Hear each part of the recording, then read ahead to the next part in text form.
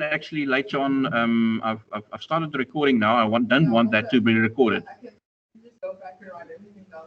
Yeah. No, I'm not going to ask that question again. Thank you. Relieved? No, I think in a nutshell, you get to know this once. At the moment, I've got a lot of empathy with students, because you've come from a 12 years of doing things in a particular way at school. Now you're into a new environment. It's not exactly what was expected, because there's load shedding and there's COVID, and it's difficult. And so the challenges of adjusting to a new environment and to a course and a new way of doing things, and new lecturers' faces, and this lecturer does it this way, that one does it a different way, this paper is set in this manner, the other one is in a different format.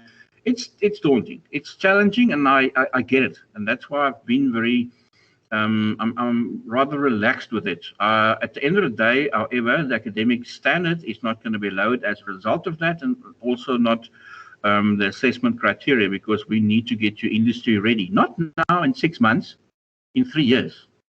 Okay, so it's a gradual process. This is the first. Can you remember when you went to grade 1? Who actually no?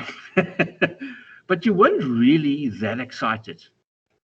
Yeah, you know what? But all of a sudden, now you've got to wear these clothes. You've got to wear this uniform every day. And I don't know that guy, and especially if you're rather introvert, rather much of an introvert, you don't make friends that easy. Like my one son, he hated the first 6 months of school. But again, once you become comfortable with something, it becomes easier, and that's basically what we're all at it. We're getting better at it every single time. Okay, so that's the message for the exam as well. You'll do better than the previous time. I'm busy, as I said, marking your assignments. I've got 15 left out of the 59 or 63, I can't recall. And the quality is very high. I don't have anybody for their assignment that so far got less than 65. And I've got a lot of them in the 90s. Because you followed the instructions, and the students who have lost more marks than others are the ones who actually either misinterpreted the question and then or who gave me insufficient evidence. And again, at this point, I just want to also share another. I've said it before, and I'm going to say it again. Apart from reading and interpreting the question correctly, because that's where everything with exams start. If you need to discuss the levels, the product levels, or let's do another one that let me rather rephrase. There's another example which often leads to confusion in interpretation. Basis of segmentation, levels of segmentation, and segmentation targeting strategies. Often people confuse those. Okay, we'll get to that. It's in this summary as well. I've highlighted, and what I've done for this session and for this particular slideshow, which I said is already on Canvas, is to, apart from, you know that at the start of every chapter, there's an overview of what we want to achieve, the learning outcomes. That's the summary of what the most important, the core components of that chapter is. I've taken from the core, and I've reduced that to another core. Okay. There is something in every chapter that's extremely important, and you'll probably find in most exam papers and test papers and assignments. Okay, those are the basic concepts, because this is first year marketing. We're laying the foundation now. We want to complete the house at the end of 2023. Okay, not now. We are still, we're out the trenches. In March, we were in the trenches. In April, we were in the trenches. Now we're actually already starting to build the house. Okay, so we're at that next phase. And you are going to get better, because you are going to get more comfortable. That's the good news. I know. I was in exactly the same position as you 3 years ago when I started here.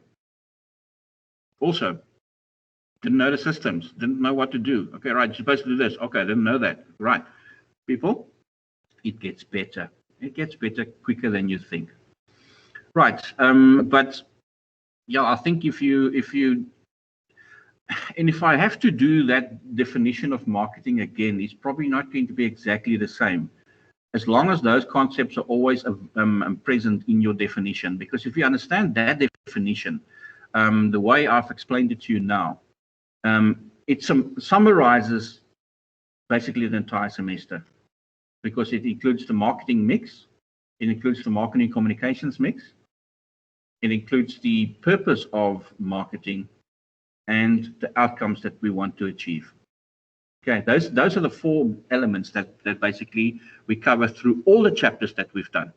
What we've done so far is we've done chapter 1 and 2. We know the external environment. We know how to do SWOT analysis. We know how to do PESTEL. You've done it in your assignments and in your tests. So you've got that waxed.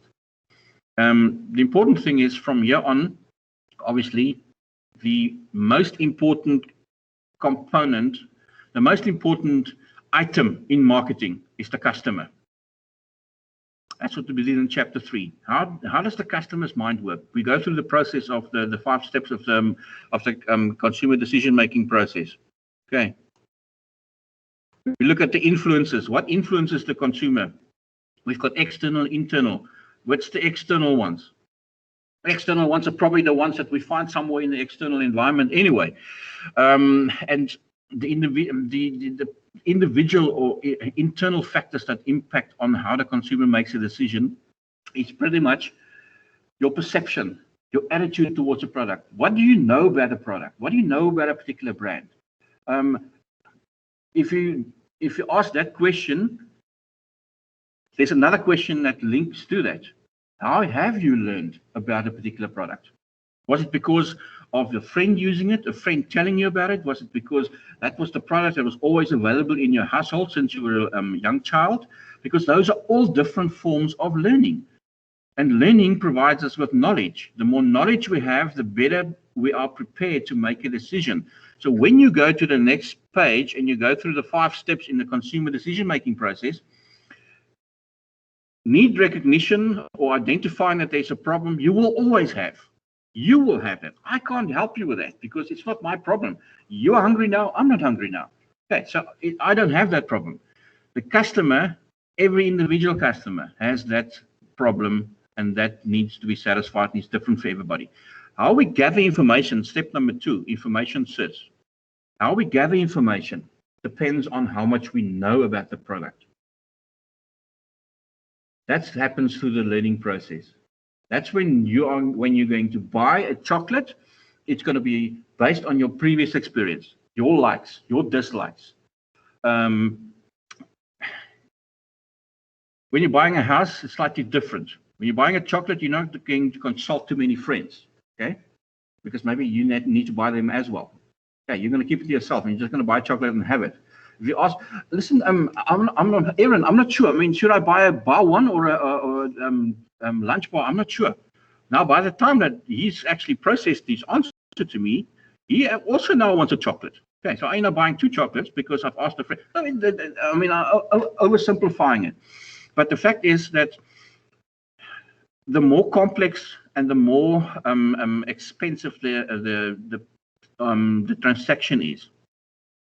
Buying a chocolate or buying a house, buying a car, buying a PC is completely different. Buying a house, you're going to consult a lot of people. Buying a car, you're going to consult a lot of people. And that's where all the reference groups and everybody that externally influence your decision, people that you respect, people whose opinion you value, are going to give their input. You are still the one who's finally making the decision in step number 3, because step number 4, because step number 3 is your criteria. Your friend could say, oh, you know what, that new Golf GTI, oh, awesome. I've read all the reviews. A friend of mine has one. I've driven in one. Oh, what an experience. Yes, I think it's a good choice. You take that advice that you get from your friend and you look at your budget, because that's step number 3. You've set certain criteria. Okay, I like the car. It's a nice car. I can't afford the car. I'm not going to buy that. Okay, so it doesn't mean that all the information that you gather about the product is valuable within your specific criteria, because your criteria that you've set is step number 3. You evaluate your options that's available against your criteria, not somebody else's criteria. Sometimes we make those decisions. Oh, geez, yeah, I'll fit in nicely with this crowd or that a reference group that we aspire to belong to. If I wear this shirt, if I wear this cap, and based on that, you make your purchasing decisions. And then later on, you get to step number 5, your first purchase. Oh, geez, maybe I shouldn't have done that. Remember, that's where you get that post-purchase dissonance. Oh man, I'm not sure I made the right decision. Or I'm elated. I'm getting so many compliments. I mean, it's actually worth it. I'm probably going to pay this over a 6-month period, but it was worth it because I'm getting a lot of positive feedback. Okay. Again, we've actually almost summarized the entire chapter 3 with just in 5 minutes. The session is an attempt, and all these last 3 sessions are attempts to ensure that we tie all the chapters together so you get a better picture. If I say to you at the end of tomorrow's session, write an essay for 150 marks on what the semester is about, you would be able to do that confidently. You would know where to start. You know what to include in your body of the essay, and you'll have a proper conclusion as well. That's what I'm trying to achieve, and I'm getting you towards that point because that's what you always should be doing. You have certain expectations at the start of a semester, then you actually get right into the semester, and the lecturing happens, and the learning happens, and the assessment happens. And by the end of it, you have to sit back like the customer after he's bought the product. Am I satisfied? Have I done enough? Maybe I should study a bit better for next time. Maybe I should put more effort into my assignment. The one thing about an assignment, people, and I said that your results of those that I've marked already are really good, and I'm very happy with that, is that an assignment gives you an opportunity to bump up your marks. You have all the resources available to you. It's not the exam is from 11 till 3. There's no time limit on your assignment. There's no limit on what resources you use for an assignment. So assignment is an opportunity for you to actually say, let's take some time. I must get a good mark for this. And that's why I'm glad that your marks are good, because you have not missed that opportunity. There will always be people who, for various reasons, didn't make full use of an opportunity. But in general, I'm quite happy, and I'll give you more detailed feedback, question by question, tomorrow when I do the memo of the assignments and the test. Okay. Right. What are the individual factors? Perception, motivation, and the learning. Our values. Those are all things that I haven't gone into any detail on them, but everything that's on the slides here is what you can use as a guideline for your preparation. Okay, because it summarizes the core concepts and elements in each chapter. In chapter 4, we cannot, as we suggested, we cannot function in isolation. You cannot just say, right, okay, here I am, I've got a wonderful product, and I'm pretty convinced that the consumers are going to buy my product. And then after a week or so, and the sales are not really as great as you anticipated, you realize, but oh, there's another guy around the corner who's selling it at slightly cheaper, and it actually looks pretty similar to the product I offer. And then you hear of 3 or 4 others, and the one is only available online, and it's more convenient for the customers, and you realize you have competition. We cannot achieve our marketing objectives, and that is to satisfy the customer and make a profit for our business, if we do not take into consideration what our competitors do. We can't influence them. We find them from chapter 2 in that market environment that's just outside your internal or micro environment. Can't influence them, but you can use information about your competitors that's known to you to help you and plan your strategies. Okay, especially when we get to chapter 10, I think, about the pricing, especially before you set your prices, and especially before you start strategizing as to how you're going to price your product. Consider what your competitors do. I think this was either in a test or, yeah, it could be in a test. Did I ask you in the previous test the different levels of competition? I think I did. Direct competition, indirect competition. I think I did. It is important. Oh, yes, we also did. That's sometimes confusion as well. Sometimes people, I think, and it will come out when we do the discussion on the paper tomorrow. I think there was some confusion between previously, what are the market structures? Okay, the ones that we have on the screen: monopoly, oligopoly, perfect competition, right? I think there was confusion between that and our previous slide, which were the different levels of competition. Okay. Just revisit those two again to make understand the difference between the two. The market structures refer to the type of business that you have. Are you the only one offering this product, like Eskom? There's no competition, because then you can set your price. Then people will pay what you ask them to pay, because there's nobody else to go to.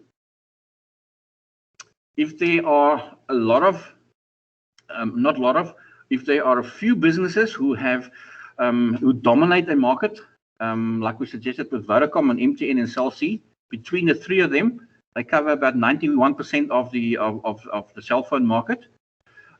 They offer similar products and similar prices as well. They're not going to reduce their prices by half. Their market share is strong enough. The people who are battling for that other 9%. The ones coming in now, Telkom and Rain or whoever else, I can't remember. They are the ones who's battling, and they are going to come up with specials because they want to break into the market and try and get a part of the remaining 9%. No, of the 91% that the other three cover already. That's the oligopoly. Okay. I'm not going to go into great detail about explaining each of them. However, when we enter a market, and that's why we have to know what our competitors do and what's happening within a particular industry. If you're going to enter an industry, you need to know how easy it is to get in, because if it's too easy to get in, it means that there's a lot of other people who are also going to get in. So your competition is going to be so much stiffer. If it's difficult to get in, like for instance, entering into the aviation industry, you just don't walk into a macro and buy yourself a 747 airliner and pilot and crew with it. No, it takes a bit more planning, and it's a bigger effort. So it's not that easy to start a new airline. Okay, it's expensive, therefore the entry barriers are very difficult. So you, as in a competitive environment that you find yourself as a business, your main objective is to find your KSF, your key success factors. What's going to be your unique difference? What's going to give you that competitive advantage? And by the way, what's a competitive advantage again? It's also something that sometimes people battle with. When do you have a competitive advantage?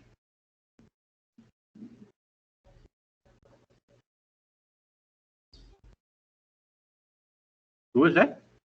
I'm hearing noises. People thinking out loud?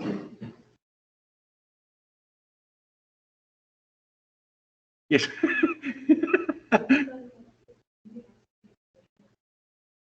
Yes. Okay. But there's a lot of products have unique things. What gives you the edge? What gives you that advantage? The fact that you have something unique. there are two main reasons, or two things that gives you competitive advantage. You've nailed one of them. You're offering features and benefits that's unique that the others don't have, right? So people are going to prepare to pay a bit more because they want those features. Or if you offer it at the same price, wow, even better. Or you offer exactly the same as your competitors, but you offer it slightly cheaper. Those two things are the two elements that's going to give you a competitive advantage. Offering the same as your competitors, but slightly cheaper, or offering that something unique, different features that the others don't have. Those are the two elements that really will always give you a competitive advantage in any market. Okay. Those are the 5 forces of Porter. What do you need to consider when you enter a market? The threat of new entrants. If the entry barriers are too easy, many people, then the threat of new entrants is very high. Threat of substitute products. Can anybody duplicate this product and do it cheaper? Because that will give them the competitive advantage. That's something that you have to consider. Bargaining power of the buyers. The buyers is your customers. In other words, can they take their money elsewhere? Why will they take their money elsewhere and spend it with another company, not yours? Bargaining power of suppliers. If you have a supplier in your distribution channel that charges you an X amount to take your products from the warehouse to the retail shops, and all of a sudden they say, you know what, we've been doing it for a number of years for you now, but you know what, can't do it for you at the same price.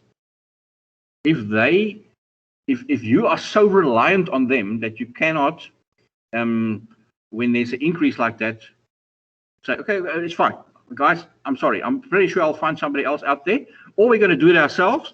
But I'm sorry, what you're offering us now is not going to work for us. Okay, that's when your suppliers, the people that you are reliant on, are going to, if they are in charge, if they dictate. And that happened in certain industries, and that's why initially your big retail stores like Checkers and OK and Pick and Pay and Spar and these, they didn't do their own distribution. They paid somebody to take their products from the factory to the retail shops.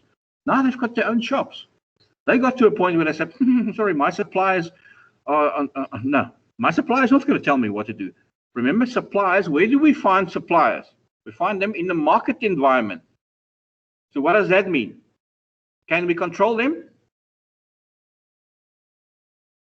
We can influence them to a certain extent because we can negotiate and say, can you get us a better deal? Yes or no? If you don't get us a better deal, we'll go somewhere else. Okay, but if the supplier, point number 4, has too much power and you're too reliant on them, it's going to hurt you, and you need to know that before you enter into a business. Remember Porter's 5 forces.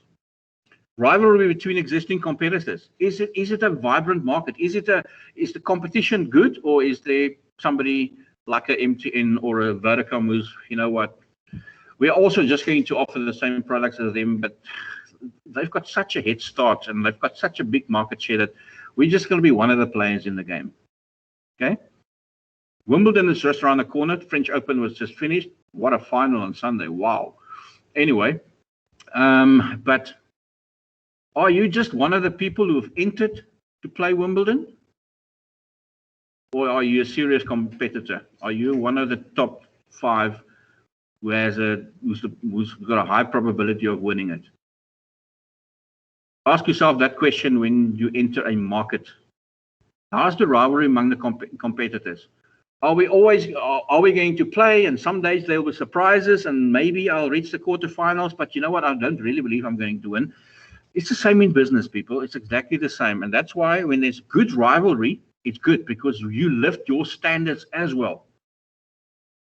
Because you want to find, and you want to, if you have a slight competitive advantage, you want to have that. That's why we did a SWOT analysis.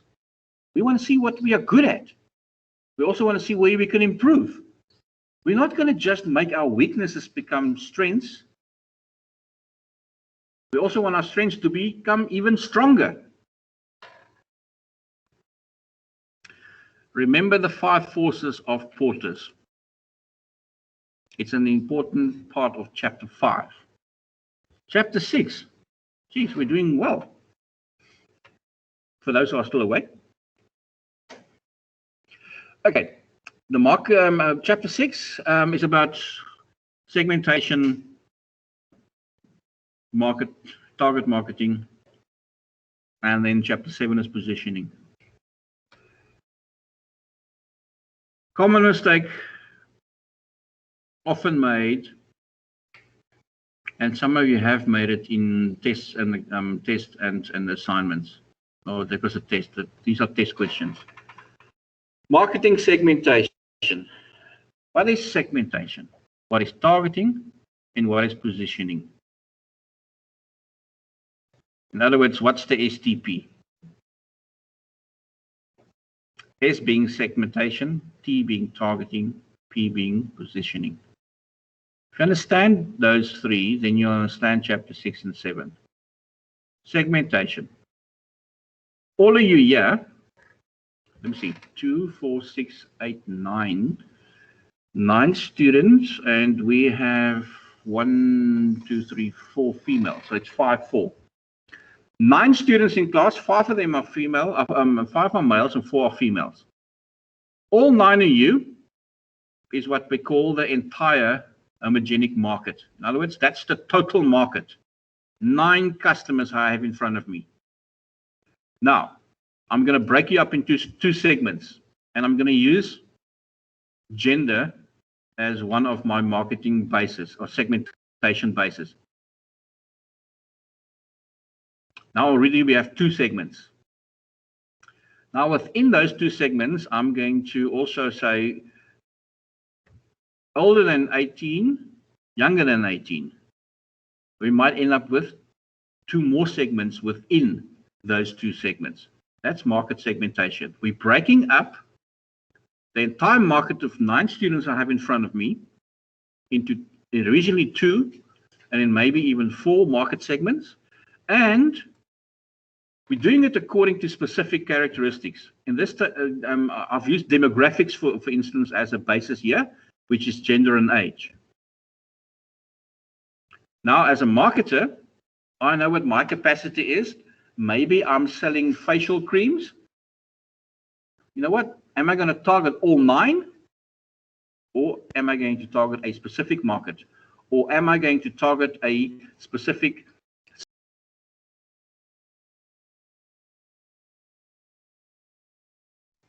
Okay, that will be 1 out of the potential 4 segments I have in front of me. Or am I going to go for females only? Then I'm going to go for 1 segment that has 2 subsegments, yes. Older than and younger than 18. But that excludes my male market. Or maybe I start off initially by focusing my efforts on the female market with my facial cream. And then later on think, you know what?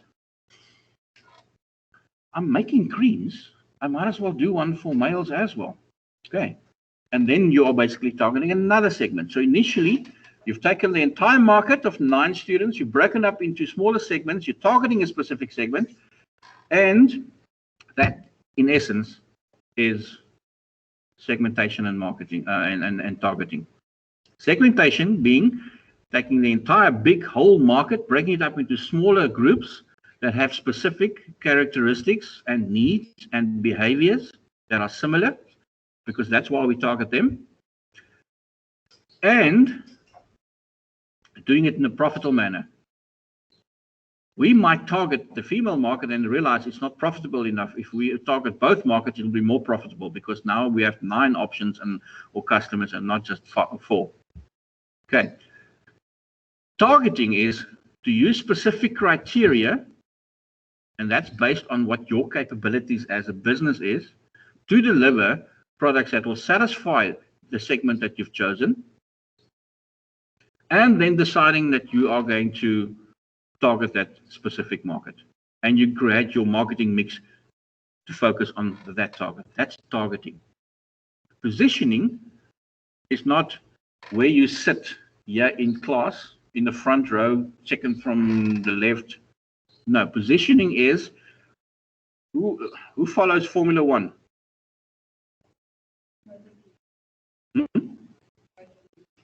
MotoGP. Hopefully this weekend will be a better weekend than previously. Hopefully they've sorted out the tire issues. I was quite impressed with what both our two South African brothers have done in the last 2 years. It's still amazing. But again, I was astounded. I mean, I would do on that subject 362 kilometers an hour on a bike. Hello? So you see last year when Vinales jumped off his bike going Yes. 220 kilometers per hour. Boing, boing, boing. You know what? They do, and they're well protected, yes, to be honest with you. But imagine you driving 336 kilometers an hour and your brake don't work. Then you've got to go, okay, I've got to get off a motorbike now. Yeah. Otherwise, I'm riding. I'm going straight into the wall. I mean, you know, and those decisions has to be taken like that. Otherwise, you're in the wall. Yeah. Yeah. The wall comes quite quickly at 360. Instinct that says, don't get off this motorbike. Going at that speed. You know what? In my case, it's also an instinct that says don't get on it in the first place. Yeah. Okay, that's why those guys are doing it for a profession. And we sometimes think that they're paying these Formula One drivers and the MotoGP drivers too much money. People, every single time you get on the bike, there's a possibility that you won't get off the bike. They do. 2 weeks ago, there was a guy in the qualifiers. Yeah, that was. But again, that happens. He didn't make the mistake. Somebody drove over him, and how do you actually avoid an accident like that? I mean, anyway, the reason why I'm asking, why I use that as an example. What those who do follow Formula One and GP and MotoGP, or those who don't, there are qualifying rounds on a Saturday to enable you to decide how we're going to start the race on the Sunday. Now, when you are the fastest qualifier, what's the position that you have on the Sunday? Position number 1. What do I call that position? That's the pole position. Right. So it's exactly the same with positioning. You, as marketers or future marketers, want your product, your brand, to have pole position in the minds of the consumer compared to your competitors. Everybody that enters that race, regardless of where they are on the starting grid, have a chance to win that race. The guy who's going to win that race is going to be the one on the day that obviously performs better. It's the same in business. But does the guy in the pole position have a better chance? He has.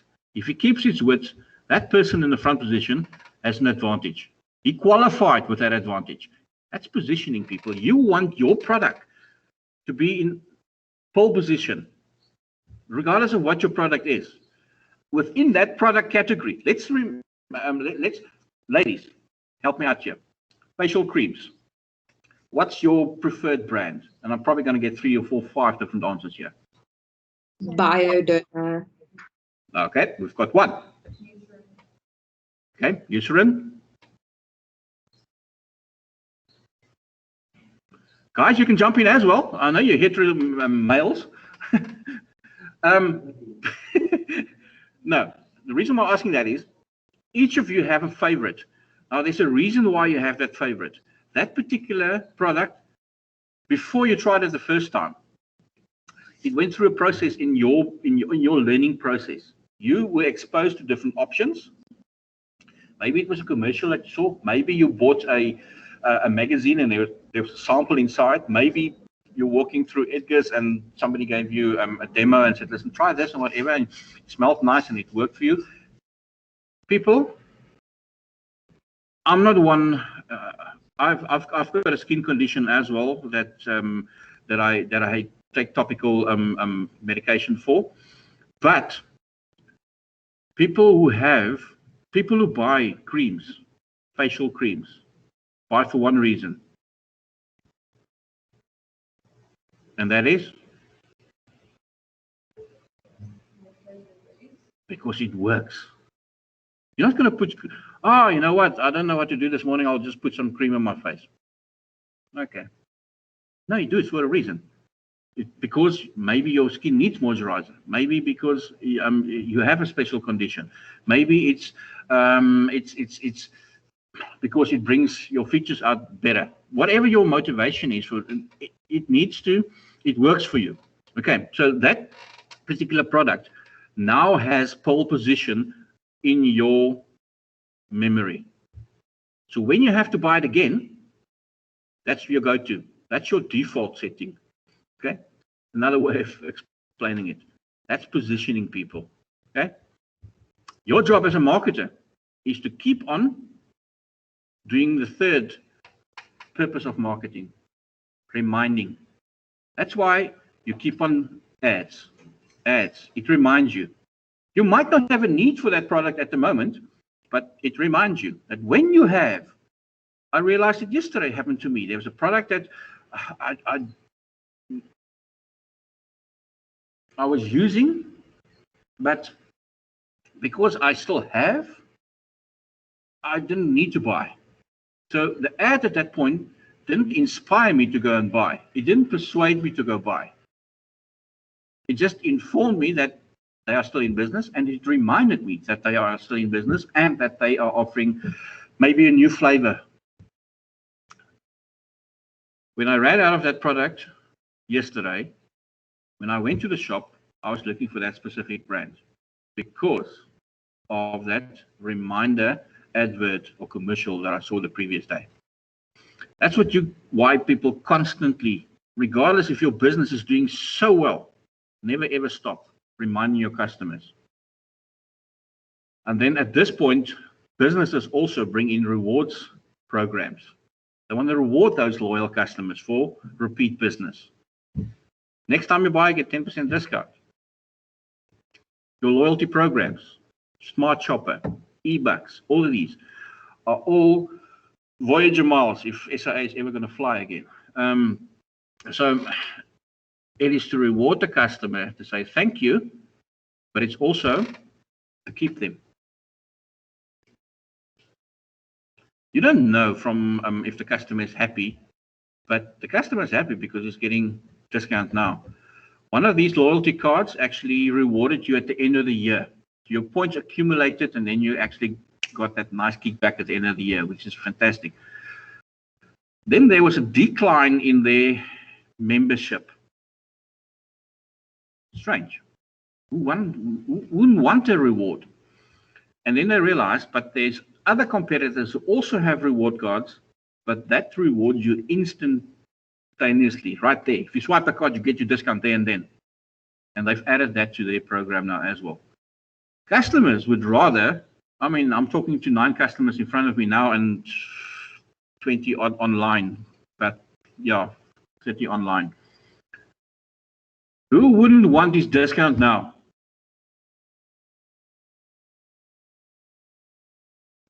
So you know what? Because you are our 100th customer today, you only have to pay for half your meal. No, it's okay. Don't worry, keep the money. I'll use the discount next time I come. You're going to take it there and then. Am I right? Customers want their bucks. Any kickback, they want it now, at this moment, if they can. So that's always the best way of rewarding customers. Right, not off the subject, but can you see how things tie in? Have I opened the textbook today? Have I looked at the screen today? No. But you will get to that point where all these lose. Oh, hang on, that penny drops. It happens, people. It happens with time. Don't be too hard on yourself. Okay. But you have to understand the individual concepts first to see where they fit in. Otherwise, you're going to. Okay. It's like at the moment, the puppeteer is playing, and the moves is done by the person. That's where you're going to be one day as a marketer.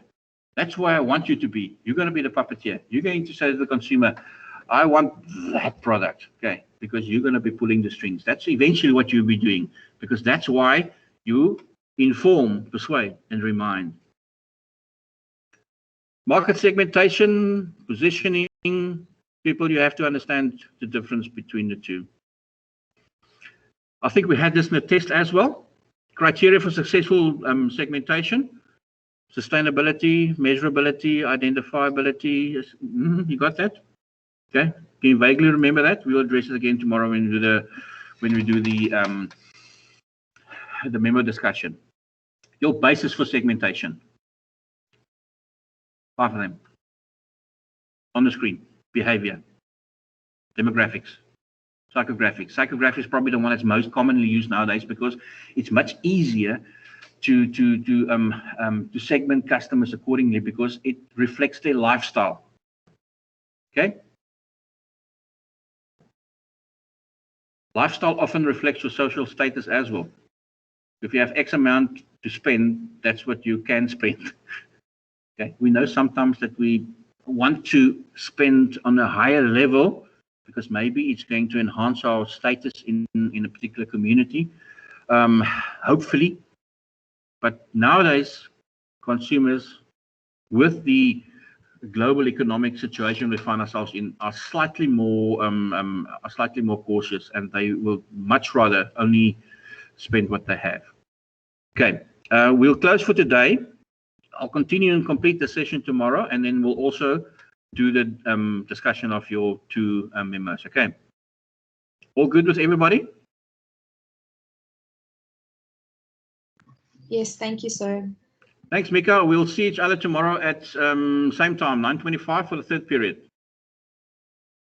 Good. I'll upload this recording this afternoon when just before I start marking. Het julle enige vrae hier voor my?